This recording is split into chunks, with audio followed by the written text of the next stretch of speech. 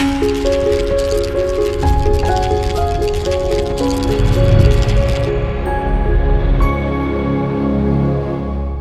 a aprender lo que es Génesis. Si tiene ahí su hojita, vamos a empezar con el primer versículo. Dice Génesis 1:1. En el principio creó Dios los cielos y la tierra. La palabra Génesis significa origen, principio o nacimiento. Génesis significa origen, principio o nacimiento. Note que no dice la palabra Dios nuevo, en el principio creó Dios los cielos y la tierra. Entonces simplemente es lo que significa, quiere decir el origen o el principio. Vamos a empezar ahí con número 1. Génesis es la trama de la simiente de toda la Escritura. Génesis es la trama de la simiente de toda la Escritura. Las enseñanzas o los principios en Génesis penetran hasta la lectura misma del Nuevo Testamento, el cual es citado aproximadamente 70 veces en 17 libros. Génesis es citado 70 veces aproximadamente en 17 diferentes libros del Nuevo Testamento. La Biblia nos enseña claramente que su revelación es divina y la Biblia afirma por testimonio de Jesucristo que es palabra de Dios. Ahora, Génesis nos habla del principio de todo excepto de Dios. Habla del principio del mundo creado, según Génesis, del 1 al 25. Habla del principio del hombre y la mujer. Habla del principio del pecado. Habla del principio de la promesa de la redención. Habla del principio de la vida familiar. El principio de la civilización. El principio de las naciones. Y el principio del pueblo escogido de Dios. Todos ellos están divididos en sus capítulos separados, lo cual no vamos a entrar a estudiarlos en este momento, porque estamos viendo nada más lo que es una visión de conjunto, o estamos viendo solamente un panorama completo de lo que es la Biblia. Él le dejo eso para que usted lo pueda estudiar ahí junto con sus capítulos. Número 2, vamos a ver la estructura de Génesis. La estructura de Génesis. Génesis se divide en dos partes. Queremos ver que hay una primera parte y una segunda parte. La primera parte es de Génesis del 1 al 11. La primera parte abarca 4 eventos principales. Trata de la creación, del capítulo 1 y 2, la caída del hombre, capítulo 3 y 4, el diluvio, lo que es el capítulo 5 al 9, y la crisis de Babel, capítulos 10 y 11. Es la primera parte de Génesis. Ahora, quiero decirle que estos capítulos, del 1 al 11, cubren 2000 años. A veces me he preguntado por qué el Señor no nos dio más detalle. Y es 2000 años resumidos en 11 capítulos. La siguiente parte cubre 350 años. Y vemos que 2000 años fueron resumidos de una forma compacta para declararnos la creación, la caída del hombre, el diluvio y la crisis de Babel. No sabemos, en verdad, muchos detalles de qué sucedió durante ese tiempo, pero imagínense, en aquellos tiempos la gente vivía muchos años. Adán vivió más de 900 años, había un hombre que se llama Matusalén que vivió más de 900 años también. Quiere decir que las generaciones se multiplicaban y la gente no moría. Había muchísima gente. No sabemos cuánta gente había, pero téngalo por seguro que había más que 1 billón, yo creo. Porque si Adán, según algunos han dicho, tuvo 70 hijos, no sabemos, pero si él tuvo 70 hijos, ¿cuántos nietos usted cree que él pudo ver? ¿Hasta cuál generación usted cree que él pudo ver? Hay quienes pueden ver a sus bisnietos, bisabuelos, bisnietos o tataranietos. Pero más allá, imagínense, Adán pudo ver a los hijos de sus hijos, de los hijos de sus hijos, de los hijos de sus hijos, 900 años. Y no moría la gente muy joven. Entonces vemos que era una generación enorme, había muchísima gente. Y la Biblia dice claramente que el pecado llegó hasta el colmo para el Señor, que Él tuvo que destruir todo el mundo, lo que era en el diluvio. Y ahorita vamos a ver un poco más de ello. La segunda parte de Génesis cubre del capítulo 12 al 15. Y esta abarca a 4 personajes destacados, que es Abraham, el hombre de fe, Isaac, el hijo amado, Jacob, a quien se le cambió el nombre a Israel. También cubre a José, que nos mostró el sufrimiento y la gloria. Y bueno, estos años cubren 350 años, estos 4 personajes. Ahora, desde el capítulo 12, lo que es desde Abraham hasta el Nuevo Testamento, cuando se registró el Nuevo Testamento, transcurren 2000 años más. Entonces vemos desde la creación a Jesucristo, ¿cuántos años pasan? 4000 años. Y Jesucristo estuvo aquí en la tierra hace 2000 años. Entonces, ¿en cuál época estamos? ¿O qué edad tiene la tierra? ¿Cuántos años? 6000 años aproximadamente. Hay quienes dicen que la tierra es vieja y que tiene millones de años. Pero si usted calcula bíblicamente, solamente han transcurrido un poquito más de 6,000 años, aproximadamente 6,000 años, desde que Dios hizo al primer hombre. Vamos a comprobar eso en unos momentos, porque hay quienes dicen que los primeros días no eran literales un día y tarde, sino que dicen que eran miles y miles de años, algunos dicen que eran hasta millones de años, una teoría llamada la teoría de la brecha, otros dicen que es la teoría del viejo mundo. Pero vamos a ver en unos momentos, porque vamos a cubrir cada uno de estos eventos individualmente. En primer lugar, Génesis habla, número 3 ahí, de la creación. La creación. Y lo cubre en el capítulo 1 y 2. Ahí claramente nos enseña que Dios hizo los cielos y la tierra y lo hizo en 6 días. 6 días literales. Y vamos a ver en un momento esto. Este es el testimonio divino. Esta no es una teoría humana. No es una teoría que vemos aquí en la Escritura, sino que es un testimonio mismo de Dios. Génesis 1 dice de nuevo, en el principio creó Dios los cielos y la tierra. Note que este pasaje no da una explicación de Dios. No está diciendo de dónde vino Dios. Este declara la existencia de Dios como un hecho dado, como algo que debemos aceptar y creer. Mire, cuando usted acepta esta primera frase en la Escritura, habrá poca dificultad que usted acepte el resto de la Biblia. Porque la mayoría de la gente a veces no quiere aceptar que la existencia de un Dios. Y la Biblia empieza claramente con la palabra Dios. En el principio creó Dios los cielos y la tierra. Note lo que dice Hebreos 1:2. En estos postreros días nos ha hablado por el Hijo, a quien constituyó heredero de todo y por quien asimismo hizo, ¿qué dice ahí? El universo. Ahí claramente nos enseña que Él creó, hizo el universo. Ahora, Dios nos creó a nosotros para darle gloria y honra a Él. Fuimos creados por su voluntad, dice Apocalipsis 4:11. Señor, digno eres de recibir la gloria y la honra y el poder, porque tú creaste todas las cosas y por tu voluntad existen y fueron creadas. Dios creó todo, dice, por su voluntad de Él, porque Él quiso y las hizo para Él mismo. Así que usted y yo debemos tenerlo debemos entender en nuestro corazón y mente que nuestro propósito es vivir para Dios, hacer las cosas que Él quiere porque fuimos creados para Él. Note lo que dice Romanos 11:36, porque de Él y para Él son todas las cosas, a Él sea la gloria por los siglos de los siglos, amén. Vemos en otro pasaje que dice que por Él subsisten, todas las cosas por Él se sostienen, Él hizo las cosas para su propia gloria, Él lo hizo para que le demos honra y gloria a Él. Nuestra vida no es nuestra, la vida es de Dios. Y no crea que Dios es envidioso, Dios es bueno, Él es bondadoso y misericordioso, pero tenemos que tomar nuestro lugar como creación de Dios y reconocerlo a Él como el Creador. Y es lo que cubre el capítulo 1 y 2, que es un testimonio divino de Dios. Dios mismo nos está declarando, yo hice los cielos y la tierra. Letra B, la creación tomó 6 días literales. Tomó 6 días literales. Ahí le puse un conjunto de pasajes. Vamos a leer Génesis 1:5, el 8, el 13, el 19, el 23 y el 31. El 5 dice, y llamó Dios a la luz día, y a las tinieblas llamó noche, y fue la tarde y la mañana. ¿Qué dice ahí? Un día. Ahora hay gente que dice, es que el día no es un día. Porque usan un pasaje en Salmo que dice que para el Señor un día es como 1000 años y 1000 años como un día. Y están diciendo, ¿ves? Un día representa 1000 años. No, ese pasaje en Salmo nos está enseñando que Dios no está limitado al tiempo. En el cielo no hay reloj. Dios no se está envejeciendo, no hay tiempo. No, Dios creó en la tierra un tiempo y hay tiempo aquí. El Señor ya todo lo ve, Él sabe lo que viene mañana, Él está presente en todo tiempo. Para Dios no hay tiempo.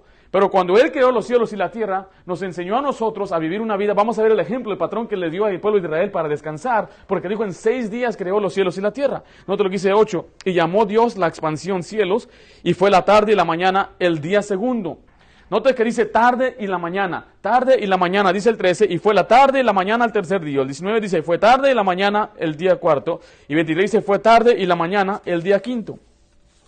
Dice después el 31, y vio Dios que todo lo que había hecho, he aquí era bueno en gran manera, y fue la tarde y la mañana el día sexto. Entonces vemos que un día en la Biblia literal es una tarde y una mañana. Es un día literal, no habla de miles y miles de años. Éxodo 20:11 dice, porque en 6 días hizo Jehová los cielos y la tierra, el mar y todas las cosas que en ellos hay, y reposó en el séptimo día. ¿Usted cree que Dios reposó por 1000 años? No, ¿verdad? Que no dice, por tanto Jehová bendijo el día de reposo y lo santificó. Aquí vemos que les dio ahora un patrón. Dice, yo hice los cielos y la tierra en 6 días, y el séptimo día yo reposé, y es lo que les estoy encargando al pueblo de Dios, que trabajen por 6 días y el séptimo día descansen. Son 6 días literales. Ahora, ¿por qué Dios tardó 6 días literales? Yo lo que puedo entender es que lo hizo para enseñar al hombre cómo vivir su vida, dar un patrón, porque Él podría haber creado todo en un solo momento. Dios es poderoso que en un momento y todo ya estuviera en existencia. Pero no, él decidió hacerlo de esa manera. Y cuando dice que él reposó, no dice que estaba cansado. Ya me cansé de la creación, trabajé tanto que ahora tengo que descansar. La palabra reposar significa cesar de trabajar. Es todo lo que significa. ¿Por qué cesó? Porque ya acabó. Es lo que significa reposar. Letra C, nosotros somos la corona de su creación. Somos la corona de su creación. Génesis 1, versículo 26 dice de esta manera: entonces dijo Dios, hagamos al hombre a nuestra imagen, conforme a nuestra semejanza, y se enseñoree en los peces del mar, en las aves de los cielos, en las bestias, en toda la tierra, y en todo animal que se arrastra sobre la tierra. Y creó Dios a su imagen, a imagen de Dios creó varón y hembra los creó. El hombre es creado a la imagen de Dios. Y no solamente eso, sino que le dio el señorío para que estuviera él encima de los animales. Los animales no están igual que el hombre. El varón fue hecho por encima, es superior al animal. Es más, los animales fueron hechos para el hombre. Note también lo que dice ahí Génesis 2:7. Entonces Jehová Dios formó al hombre del polvo de la tierra y sopló en su nariz aliento de vida, y fue el hombre un ser viviente. El hombre fue creado, como dijimos, a imagen. Es una representación o similitud o semejanza en carácter, modelo de Dios. No hay palabras en verdad que puedan expresar adecuadamente esto, pero la realidad es que Dios sopló dentro del hombre un aliento de vida y fue el hombre un ser viviente. Es la mejor expresión encontrada en la Biblia. Entonces, dice la Biblia, somos un cuerpo, alma y espíritu. Así nos dice 1 Tesalonicenses 5:23. Y el mismo Dios de paz os santifique por completo, y todo vuestro ser, ¿no? Todo lo que dice, espíritu, alma y cuerpo, sea guardado irreprensible para la venida de nuestro Señor Jesucristo. Entonces, el hombre está compuesto de tres cosas, lo que es el espíritu, su alma y el cuerpo. Vamos a ver lo que dice letra D. Dios creó al hombre con un propósito. Dice Colosenses 1:16, porque en él fueron creadas todas las cosas, las que hay en los cielos, las que hay en la tierra, visibles e invisibles, sean tronos, sean dominios, sean principados, sean potestades, todo fue creado por medio de él y para él. Isaías 45:18 dice, porque así dijo Jehová, que creó los cielos, él es Dios, el que formó la tierra, el que la hizo y la compuso, no la creó en vano, o sea, no la creó nada más al azar, así como algunos dicen, que nomás la hizo así y ahí la dejó, sino que para que fuese habitada la creó. Yo soy Jehová, no hay otro. Hay quienes enseñan a veces que Dios había creado un grupo de seres humanos o seres vivientes antes que Adán. Y muchos dicen que eran los monos o las cavernícolas, cosas así. Y dicen que era una generación o una vida que existía antes. Pero la Biblia no hay nada que comprueba la Biblia, no hay una manera de comprobar eso en la Biblia. La Biblia dice que el primer hombre fue Adán, y fue el primer hombre creado, y no hay otro que ha sido creado, uno que fue creado antes que Adán. Pero vemos que el propósito de Dios es que la tierra fuera habitada. Que la tierra fuera habitada y todo fue creado por medio de Él. ¿Y para quién es el mundo? Para Él mismo. Vamos a ver número 4, que es la caída del hombre. La caída del hombre.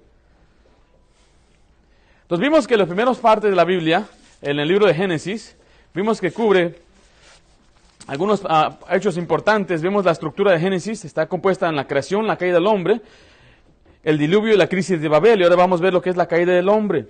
En primer lugar, vemos la tentación en el capítulo 3 de Génesis. Aquí en este pasaje Satanás pone duda en la palabra de Dios. Y la primera mentira en el versículo 4, y la apelación al versículo 5, dice al orgullo. Satanás captó el oído, la vista y los deseos internos del hombre, de la mujer y el hombre. Dice 1 Juan 2, 15, 16, no améis al mundo, ni las cosas que están en el mundo. Si alguno ama al mundo, el amor del Padre no está en él. Porque todo lo que hay en el mundo, los deseos de la carne, los deseos de los ojos y la vanagloria de la vida no provienen del Padre, sino de Dios. Aquí vemos el ataque de Satanás en lo que es la caída del hombre. Y recuerde que esto le llevó a la tentación al hombre y le llevó a pecar. Dice Romanos 5:12, por tanto como el pecado entró al mundo por un hombre y por el pecado la muerte, así la muerte pasó a todos los hombres por cuanto todos pecaron. Primero vimos que iba a haber una tentación, después de la tentación estuvo el pecado, después vemos el resultado. El resultado lo encontramos en Génesis del 3 al 24. Aquí en este pasaje dice que el hombre ahora tenía una conciencia propia. También nos dice que había tristeza en el corazón del hombre. También dice que había una maldición que Dios puso sobre el hombre. Y dice la Biblia que hubo espinos y hubo hasta sudor. Cosas que antes no había. ¿Por qué? Porque hay consecuencias por nuestro pecado. Dice Gálatas 6:7. No os engañéis. Dios no puede, ¿qué dice ahí? Ser burlado, pues todo lo que el hombre sembrare, eso también segará. ¿Y qué principio podemos aprender de la creación? Que todo lo que el hombre siembra, eso va a segar. Y note lo que dice, no os engañéis, no te engañes. ¿Por qué? Porque hay muchos creyentes que tal vez aceptan, que dicen, pues yo estoy salvo, pero se están engañando diciendo, pues acabo al rato me arreglo, al rato pido perdón a Dios, de todos modos voy a ser salvo. Miren, no se engañe. Porque todo lo que el hombre siembra, eso va a cegar, absolutamente todo. No hay nada, mira, los creyentes vamos a pagar todos nuestros pecados aquí en la tierra. Dios nos juzga aquí en la tierra. Por eso nos dice la Biblia claramente que no se engañe usted mismo al creer, pues todo va a estar bien después. Y hay gente que dice, pues al rato me arreglo, después hago las cosas bien, por lo tanto voy a vivir todavía un poco. No, varón jovencito, no te engañes, porque todo lo que siembras vas a cegar. Y eso también incluye las cosas que uno hizo antes de ser salvo, porque el ejemplo principal es el apóstol Pablo. El apóstol Pablo, ¿qué hizo? ¿Qué era el grave pecado que él hizo cuando no era creyente? Él perseguía a la iglesia. Y él mismo decía, yo no me considero un gran apóstol, porque yo mismo perseguía a la iglesia. ¿Y quién fue el hombre más perseguido en la Biblia? Pablo. Él estaba ahí cosechando todo lo que él había sembrado. Y él dice, lo hice en ignorancia.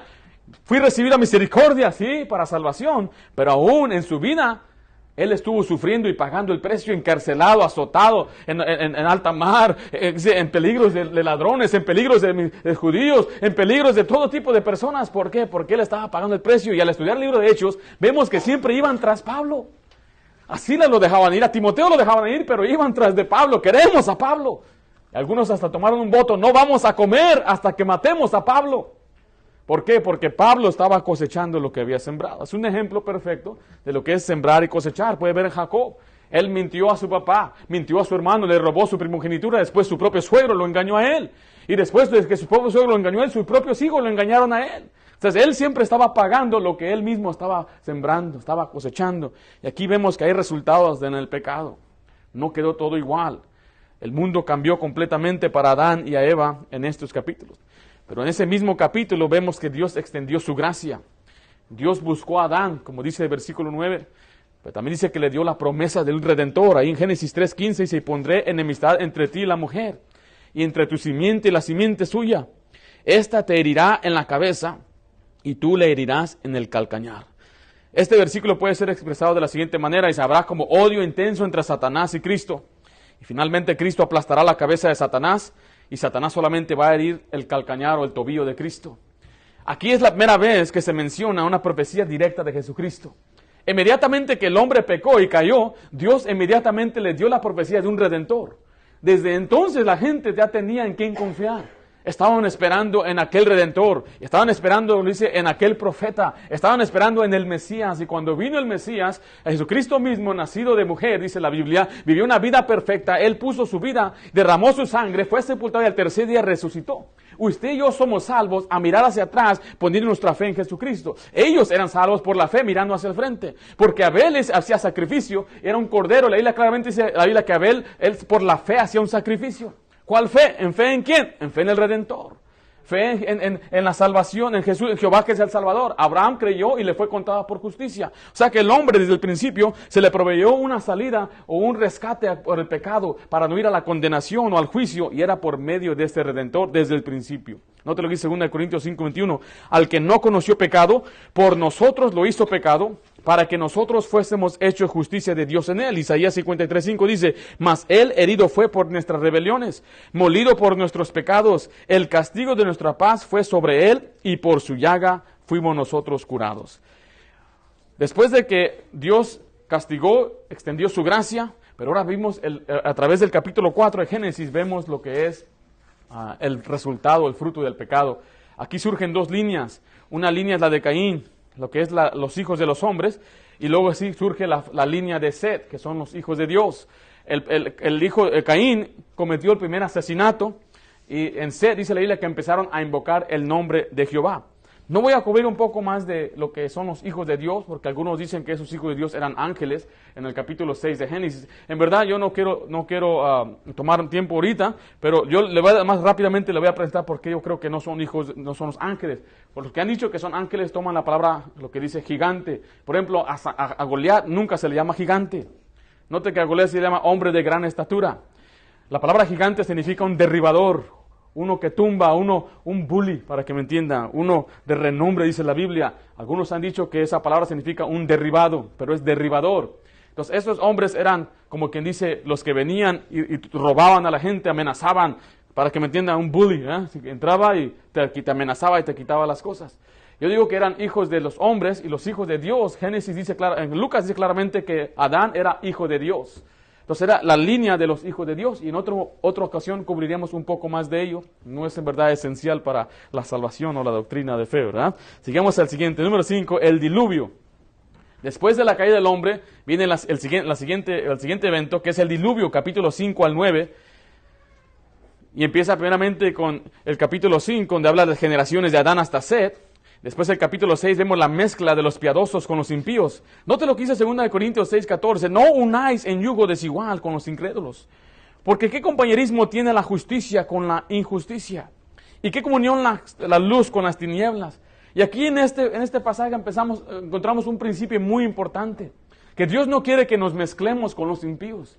Dios no quiere que tengamos una asociación íntima con ellos. No se refiere a que nos salgamos del mundo, no se refiere a que nos aislemos de la sociedad y creamos una comunidad, allá en aislamiento, un monasterio. No, se trata de vivir en el mundo, somos del mundo, pero no estamos en el mundo. Se refiere a no mezclarnos en una relación íntima. Por ejemplo, un joven no debe buscar una señorita que no conoce al Señor. Un varón no debe asociarse en negocio con una persona que no ama al Señor, le va a ir mal, y lo hemos visto. Porque uno quiere hacer las cosas bien, honradamente, pero la persona que no conoce a Dios, él va a buscar atajos, va a buscar fraude para avanzar y hacer las cosas a su manera. Es posible. Por eso Dios nos dice que no debemos unirnos en yugo desigual, especialmente nuestras amistades. ¿Por qué? Porque nuestras amistades nos afectan. La Biblia claramente dice que ellos se conviertan a ti y no tú a ellos. Hay quienes podemos nosotros ser influencia a otra persona y sabemos lo que estamos haciendo, pero la mayoría hablamos de los que son jóvenes, espiritualmente también niños en el Señor, son muy débiles y no pueden tomar estas decisiones. No pueden decidir, pues no me voy a juntar con esta persona porque me es mala influencia, y están siendo afectados, después ya están cambiando su manera de pensar, están aceptando y tolerando el pecado, después ya están participando de ello. Y un ejemplo de ellos es Lot. Lot vivía con su tío. Y todo le iba bien, pero cuando se separaron, dice que él alzó sus ojos y vio que las pasturas que estaban cerca de Sodoma estaban bonitas y puso su tienda hacia Sodoma. Y poco a poco empezó a acercarse más, finalmente ya vivía en Sodoma. Y después ya estaba sentado a la puerta. Y le llamaban, él era un principal de Sodoma. Y después decía, él llamaba a los de Sodoma hermanos. Todo es es una progresión pequeña, de pocos pasos. Por eso es importante que no nos mezclemos. Desde el principio Dios ha mandado a separarnos. Le dijo a Abraham, salte de tu parentela. Dice la Biblia que los que son de Cristo deben apartarse, debemos alejarnos y ser separados. Somos un pueblo separado, diferente. No solamente en amistad, se refiere en nuestra vida espiritual, en lo que usted mira, en lo que usted lee, en lo que usted practica. Somos diferentes. Debemos ser una vida, un pueblo adquirido por Dios diferente. Que podamos ser un ejemplo. Y cuando la gente nos vea, diga, pues este es un ejemplo, es diferente, no es como los demás, no es un hipócrita. La Biblia dice claramente que lo debemos hacer para glorificar a Dios, pero quiere que seamos la luz del mundo para que otra gente vea nuestra luz y glorifique a Dios con nuestras buenas obras. O sea, no se trata además que nos vean, pero a Dios sí le importa que nos vean. Dice, no puede usted poner un candelero bajo de un almud, porque después no va a resplandecer. Tiene que estar puesta, dice, como en una ciudad, en un monte para que se vea. Y así es la vida del cristiano. Pero ¿cómo va a llegar así? Pues tiene que aprender a separarse. Tiene que aprender a tener la separación. Durante esta época dice la Biblia que Dios se había entristecido y estaba él harto con el hombre que decidió destruir la humanidad. Dice que la violencia era mucha, pero solamente había un hombre, dice ahí en Génesis 6:8, dice, pero Noé halló gracia ante los ojos de Jehová. A pesar de vivir en un ambiente, una generación perversa, hubo un hombre que halló gracia a los ojos de Dios. El siguiente pasaje dice que con Dios caminó Noé. Y esa frase es muy importante. La palabra caminar implica una comunión con el Señor. Él tenía una comunión personal. No sé si literalmente caminaba con Dios. Cuando yo era niño me enseñaron la historia de un hombre llamado Enoc y decían que Enoc caminaba con Dios. Y mi papá me enseñó esta enseñanza. Y me dice que él se levantaba en las mañanas y empezaba a caminar y a platicar con Dios. Para que yo la entendiera, eso es caminar con Dios, pasar tiempo con Dios. Darle un tiempo al Señor, tener una cita diaria con el Señor para poder escudriñar las Escrituras y hablar con Él. Y dice la Biblia que un día Enoc no volvió, porque Dios se lo llevó. Dice a mi papá, es que lo amaba tanto, que dijo, pues vente mejor conmigo. Ya no puedo esperar que estés en la tierra. Tanto te amo, Enoc, tanto nuestro compañerismo es tan dulce, mejor vente conmigo. Y un día dice que estaba caminando Enoc y nunca más volvió. Y la gente lo buscaba. ¿Dónde está Enoc? Se desapareció. ¿Por qué? Dios se lo llevó. Y nos afirma la Biblia claramente que Dios se lo llevó. Y ahora vemos a uno de sus descendientes llamado Noé viviendo una generación perversa. Dice que él caminaba con Dios. Y el hecho que él caminaba con Dios le dio a hallar gracia delante de Dios. Y Dios salvó a este hombre junto con sus 3 hijos, su esposa y las esposas de sus hijos. La siguiente, número 6, es la crisis de Babel. No sé si saltó un versículo, ¿no? La crisis de Babel, número 6. Después de que Dios había destruido toda la humanidad, y Noé había creado un arca y sobrevivieron sus parientes, le dio las mismas instrucciones que multiplicar la tierra, empezar de nuevo, un mundo nuevo. Varias cosas cambiaron, la dieta cambió, desde ahí Dios permitió que comieran carne. Dijo, está bien que coman carne. Entró el temor de los animales en el hombre, y se la isla todo lo que se moviera se puede comer. Hizo un pacto Dios también que nunca más iba a destruir la tierra con agua, y así es como nos dio el arco iris. Si usted alguna vez ve el arco iris, ese es un pacto que Dios nos ha dado. Indica que no va a destruir el mundo entero con agua. Obviamente si ha habido torbellinos, ha habido huracanes, y si ha habido destrucción a causa del agua, pero el mundo jamás va a ser destruido completamente por agua. La próxima vez que Dios destruya el mundo va a ser con fuego. Dice la Biblia que se van a derretir los elementos, todo se va a destruir, se va a quemar. Después de que Noé estuvo en la tierra, empezaron sus hijos a multiplicarse, pero estos eran hombres desobedientes, porque Dios les mandó que se multiplicaran y se esparcieran por toda la tierra. No sé si tienen Génesis 11:4 ahí. ¿No tienen pasaje? Vayan conmigo a Génesis, por favor, en la Biblia.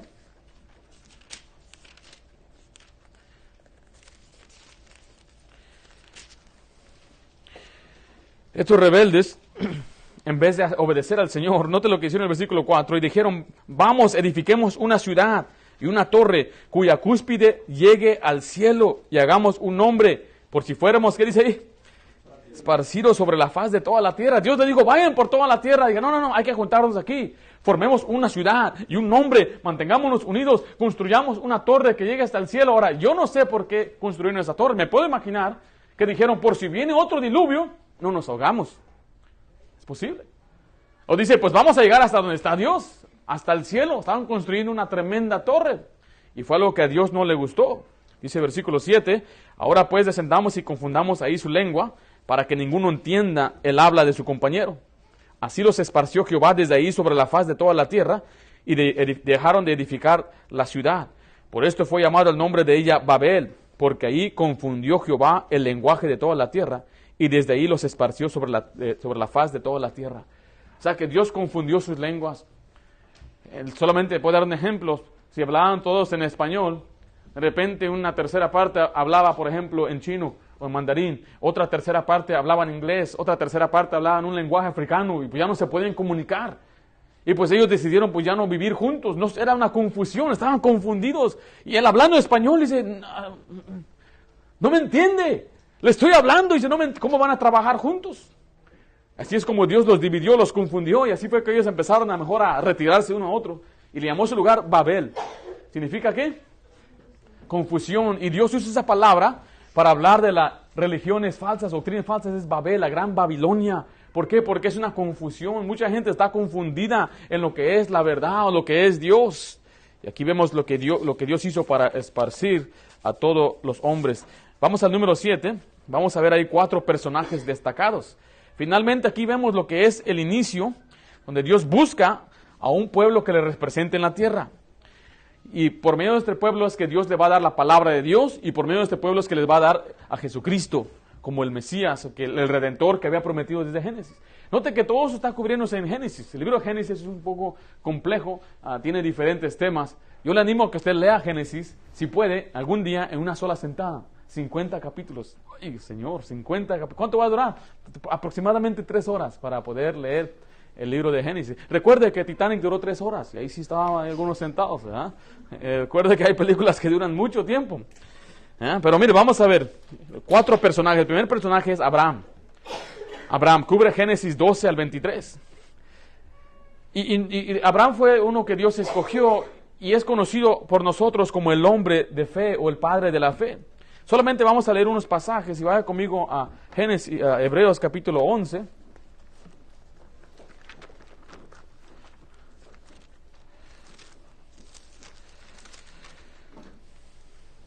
Una manera también emocionante y práctica para estudiar la Biblia es estudiar personajes. Los personajes nos dan ejemplos a seguir o ejemplos a no seguir. Nos muestra la humanidad de los seres humanos en la Biblia. La gente en la Biblia, a veces vemos, digamos, qué tremendo ese hombre, pero también hay muchas debilidades. Y podemos nosotros aprender que ellos eran seres humanos. Gente que podemos imitar y gente a quien podemos admirar. Pero también hay ocasiones en su vida en que nos advierten a nosotros a evitar ciertos errores que ellos cometieron. Por ejemplo, uno de los errores que cometió Abraham es que él no pudo esperar a la promesa de Dios. Dios le había prometido un hijo. Él ya era un hombre viejo y le prometió a un hijo. Y era hasta que Adán tuvo 100 años que Dios le dio el hijo. Pero él, en vez de esperar al Señor, su esposa le quiso ayudar a Dios. Y le dijo, pues aquí está mi sierva Agar, la cual conseguí en Egipto. La consiguió en Egipto porque él fue a Egipto cuando no debería ir a Egipto también. Otro error. Fue a Egipto por no confiar en Dios y allá se trajeron una esclava y esa esclava después se la ofrecieron para que tuviera un hijo. En aquellos tiempos, cuando una mujer tenía una esclava y le nacía un bebé, era considerado hijo de la dueña de la esclava. Entonces ella dijo, esa era su lógica de ella. Dice, pues ella va a tener hijos, yo la voy a recibir, dice, sobre mis rodillas y va a ser mi bebé, va a ser mi hijo. Y Abraham dijo, pues está bien, me parece buena la idea. Y ahí va Abraham obedeciendo la voz de su mujer y tiene un hijo llamado Ismael. Pero después Dios le dice que va a tener un hijo que va a heredar. Y dijo, pues aquí está Ismael. Dijo, no, Ismael no va a heredar. Tu esposa va a dar a luz. Y su esposa se rió. Yo, toda viejita. ¿Y sabe cuál fue el nombre que le pusieron al hijo? Dios le dijo, se va a llamar Isaac, que significa risa. Para que se te quite. ¿Cómo se llama tu hijo? Risa. ¿Por qué? Porque me reí cuando me dijo Dios que iba a tener un hijo. Dice, para que todos se ríen conmigo, dijo Sara. Entonces Dios le dio después un hijo llamado Isaac. Pero vemos que él cometió errores en su vida. Pero vamos a ver el ejemplo de Abraham y lo encontramos ahí en Hebreos 11, versículo 8. Por la fe, Abraham, siendo llamado, obedeció para salir al lugar que había de recibir como herencia y salió, sin saber a dónde iba. Ahí fue cuando Dios le llamó a él, le dijo, sal de tu parentela, deja tu familia, te voy a mostrar a un lugar donde vas a ir. Y él salió, Dios no le dio un destino, le dijo, salte. Note lo que dice el versículo 9. Por la fe habitó como extranjero en la tierra prometida, como en tierra ajena, morando en tiendas con Isaac y Jacob, coherederos de la misma promesa. Porque esperaba la ciudad que tiene fundamentos, cuyo arquitecto y constructor es ¿quién? Ahí nos dice que Abraham estaba esperando una tierra celestial. Aunque él vivía en una tierra prometida, que era una tierra física, lo que es ahorita el Medio Oriente, allá en lo que es Israel, Jerusalén, en Arabia, él estaba esperando una ciudad celestial. Note lo que dice también Hebreos 11:17. Por la fe Abraham, cuando fue probado, ofreció a Isaac, el que había de recibir las promesas, ofreció su unigénito, habiéndole dicho, en Isaac te será llamada descendencia. Pensando Dios es poderoso para levantar aún de entre los muertos, de donde en sentido figurado también lo volvió a recibir. Note la tremenda fe de Abraham. Una vez me dijo un hombre, imagínate qué feo sintió Abraham cuando Dios le dijo que le diera a su hijo, de seguro le quebrantó el corazón. Bueno, según Hebreos capítulo 11, eso no es verdad. Abraham ni siquiera se sintió feo ni sintió mal. Él sabía que si él mataba a su hijo, ¿qué iba a hacer Dios con su hijo? Lo iba a resucitar. Ahora yo pienso que le iba a doler matarlo, o sea, físicamente, pero no tenía el dolor o el temor de que ya lo iba a perder, porque él sabía que la promesa que Dios le había dicho estaba en Isaac. Recuerda, al principio no confió en Dios, y él estaba confiando en Ismael será mi descendencia, porque Dios no me ha dado un hijo, pero Dios dijo, no, en Isaac. Y cuando le dio el hijo, se fortaleció en fe, creyó a Dios. Y cuando le pidió a su hijo, alegremente lo presentó y estaba dispuesto hasta matarlo porque él decía, Dios es poderoso para resucitarlo. Eso es una tremenda muestra de fe. Porque cuando uno cree la palabra de Dios. Le hago una pregunta, ¿usted cree la palabra de Dios? Cuando Dios le da una promesa a usted, ¿usted la cree? Bueno, si no conoce las promesas de Dios, ahí es donde empiezan los problemas. Tenemos que conocer las promesas que Dios nos ha dado y después podemos nosotros reclamar o decir, Dios, ¿dónde están las promesas que tú nos has dado? Que tú nos has prometido. Para que aprendamos a ser hombres llenos de fe como era Abraham. El siguiente personaje es Isaac. Isaac, vaya conmigo ahí a Génesis 25, 21.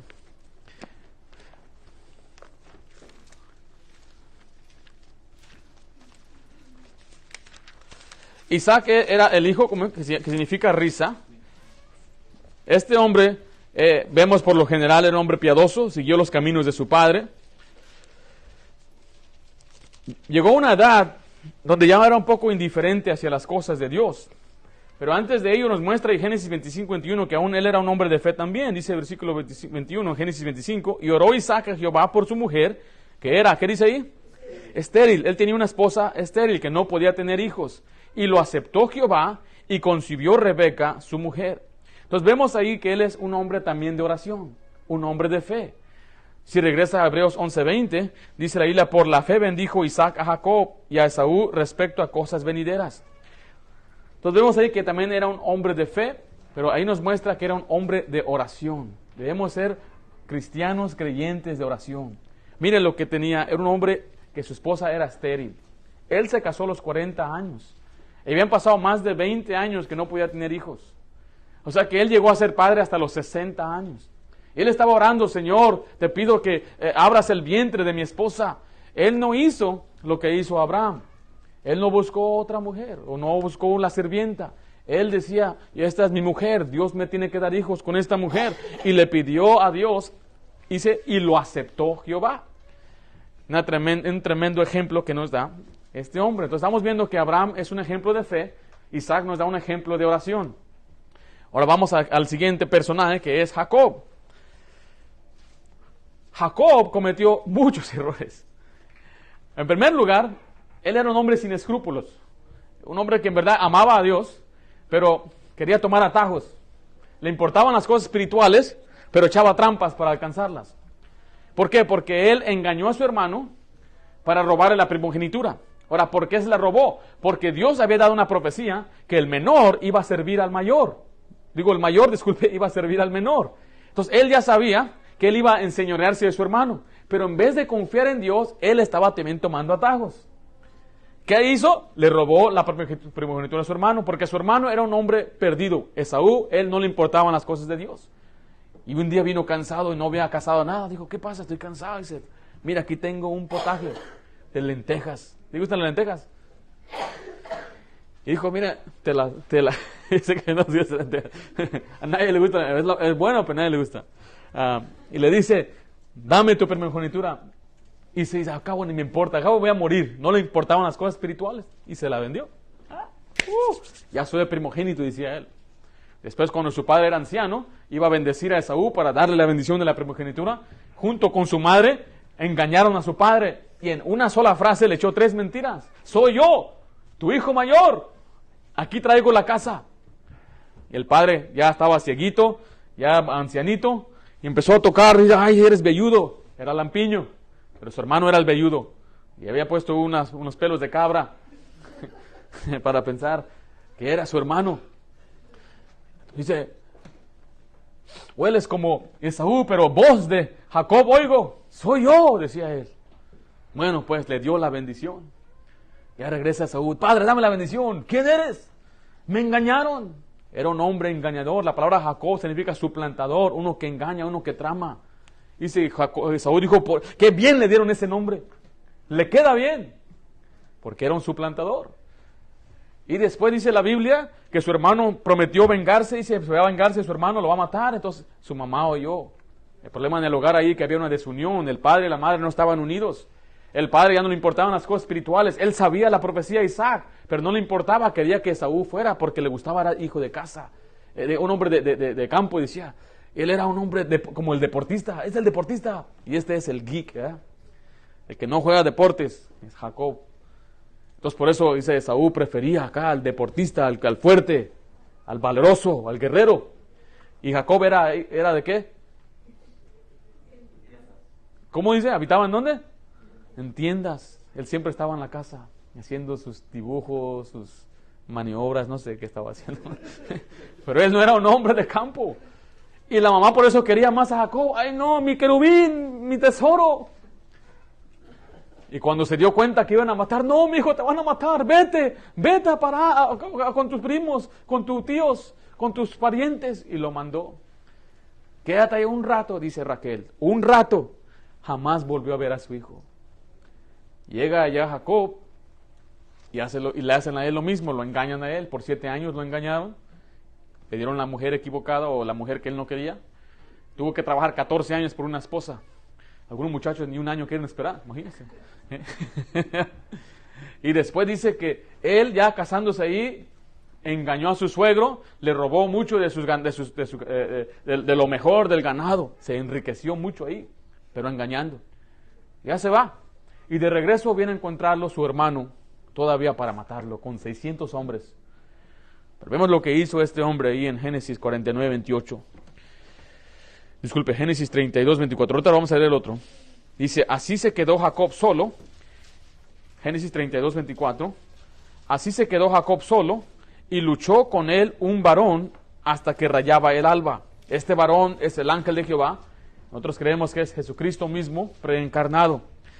Génesis 32, 28 dice, y el varón le dijo, no se dirá más tu nombre Jacob, sino Israel, porque has luchado con Dios y con los hombres. ¿Y qué dice ahí? Y has vencido. Ese nos muestra también un hombre que luchó con Dios, un hombre que persistió en oración, implorando al Señor. Dice la Biblia que pasó toda la noche luchando. Y a nosotros nos simboliza que nosotros podemos luchar también, rogarle al Señor, implorarle, dice, hasta que rayaba el alba, hasta que estaba amaneciendo. Y le decía, ¿qué quiere? Y dice, bendíceme. Dame la bendición. Estaba orando porque tenía un temor de que lo iban a matar, no solamente a él, sino a sus hijos. Y le iban a robar todo lo que tenía. Entonces eso lo llevó a la oración. Eso nos enseña a nosotros la importancia de orar y luchar con el Señor cuando hay una situación que es casi imposible. Debemos en verdad implorar. Debemos en verdad pasar la noche entera en vela, a veces orando solos, que nadie se dé cuenta en nuestro aposento, tal vez como pareja, tal vez como familia, orando, Señor, bendícenos, Señor, tenemos este problema, sácanos de este apuro, perdónanos, Señor, ten misericordia sobre nosotros. Debemos hacerlo constantemente, siempre que nos encontremos en una necesidad. Este hombre Jacob después se le cambió el nombre a Israel. Si usted escucha el pueblo de Israel, se llegó a dar el pueblo ese nombre porque de él salieron 12 hijos. En Génesis 49, 28, ahora sí, nos enseña que él es la cabeza de las 12 tribus. Dice Génesis 49, 28, todos estos fueron las 12 tribus de Israel. Y esto fue lo que su padre les dijo al bendecirlos, a cada uno por su bendición los bendijo. ¿Alguien sabe qué significa Israel?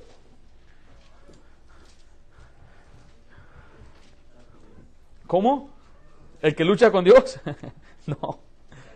Se me parece, no estoy seguro, creo que significa príncipe. Es el nombre que le puso Dios. Entonces, Jacob es ¿quién? Israel. ¿Israel es quién? Es el mismo, ¿verdad? Entonces dice, cuando dice el pueblo de Israel, o cuando dice a Jacob he amado en Romanos, no está hablando que amó a un hombre, está hablando que amó a una nación. Se refiere también a naciones, cuando dice naciones o Jacob. Y ahí salieron las 12 tribus. ¿Cuáles son las 12 tribus? Tuvo 12 hijos, Rubén, Gad, Aser, Leví, Isaacar, Judá, Zebulón, José, Benjamín y Neftalí. Fueron los 12 hijos que tuvo este hombre llamado Jacob. Entonces, este varón llamado Jacob tuvo a un hijo que era su preferido, llamado José, que es el último personaje que vemos ahí en Génesis, cubre del capítulo 37 al 20. Ahora, ¿por qué era su preferido? Jacob él quería casarse con una mujer que se llamaba Raquel, pero como lo engañaron, le dieron una que se llamaba Lea. Alguien dijo que era Lea la fea, porque tenía los ojos delicados. Él no la quería a ella. Él dijo, pues la tengo que agarrar, pues si quiero a Raquel, dice, tienes que primero casarte con la mayor. Bueno, una carga para mí. Y después que Raquel no pudo tener hijos, le dio su sirvienta, y también lo hizo lo mismo Lea. Entonces Jacob ya tenía hijos con 4 diferentes mujeres. Las otras eran concubinas. Las concubinas no reciben la misma bendición que una esposa formal. Pero los hijos eran de él. Y finalmente Raquel, quien era estéril por muchos años, no pudo tener hijos, le dio un hijo llamado José. Y dice, pues yo amo a esta Raquel. Yo no amo a Lea, ni a Bilha, ni a la otra. Esta es la mujer a quien yo amo. Y cuando le dio un hijo a esta mujer, por eso dice que él amó más a este. Porque era el hijo de la esposa que él amaba. Eso no es algo que debemos nosotros aceptar. No debe haber favoritos. Eso nos enseña también que el polígamo no es algo positivo. Porque va a amar a una esposa más que a otra, o unos hijos más que a otros. Alguien quieren aceptar eso y dicen, no, imagínate, eso está tremendo. Tener 3 esposas, sostener 3 familias, 3 suegras. Cierto, hermana, no se preocupen. Hay buenas suegras cristianas, pero cuando no son cristianas. Yo tengo una tremenda suegra. Ahora aquí solamente queremos, para terminar, mirar un contraste en lo que es la vida de Jesús y José. Jesús es un tipo Jesucristo, es una sombra de lo que es Jesucristo. Y si usted ve en la historia de José, no hay ni una tacha, no hay nada negativo en contra de José. Hay solamente 2 personajes en la Biblia, aparte de Jesús, que no encontramos algo negativo. Daniel y José. Nada negativo encontramos de ellos. Estos 2 fueron amados por su padre. Ahí le dice que Dios dice, este es mi hijo amado en que tengo complacencia. Ambos fueron pastores. José dice la Biblia de José que él apacentaba las ovejas con sus hermanos. Jesucristo dijo, yo soy el buen pastor. Ambos fueron severamente tentados. Él fue tentado por la mujer de Potifar. Jesucristo fue tentado por el diablo. Ambos fueron llevados a Egipto. José como esclavo y Jesucristo para escapar la muerte de parte de Herodes. Ambos fueron vendidos por precio de un esclavo. Uno por 20 piezas y otro por 30 piezas, me imagino que eran. Y los 2 eran de plata. Ambos fueron exaltados después de ese sufrimiento. José llegó a ser el segundo sobre todo Egipto. Jesucristo dice que le dio Dios un nombre sobre todo nombre. Hay mucho más que podemos hablar en contraste de estos 2, pero José, en mi opinión, es el que tiene las más similitudes en cuanto a Jesucristo. Bueno, ese es el cuadro completo de Génesis. Simplemente da un fundamento de la creación, un fundamento de la civilización y de todo el pueblo de Dios y todo lo que viene después. La próxima semana estaremos viendo qué podemos aprender en el libro de Éxodo. Vamos a hacer una oración.